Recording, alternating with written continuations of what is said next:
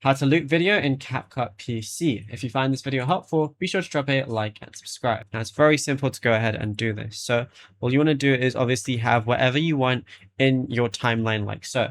Now what I'm going to do is hold down Alt on my keyboard and then drag it. And I want to put it on another layer like so. And I want to make sure like towards the end, it looks something like this.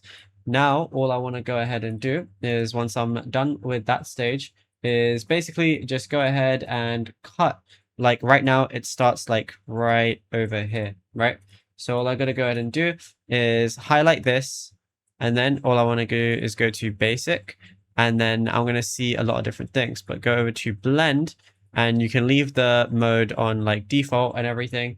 And all I want to do is firstly set the opacity to 0 on the first one.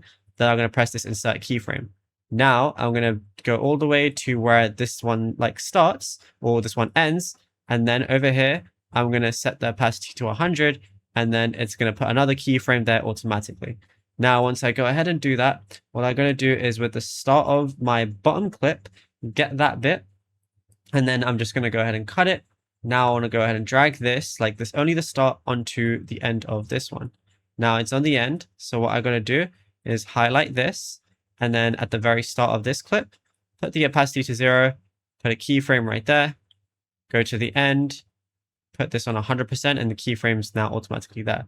Now I've got to highlight all 3 of these, right click, and I'm going to see create compound clip like so, and you'll be good to go.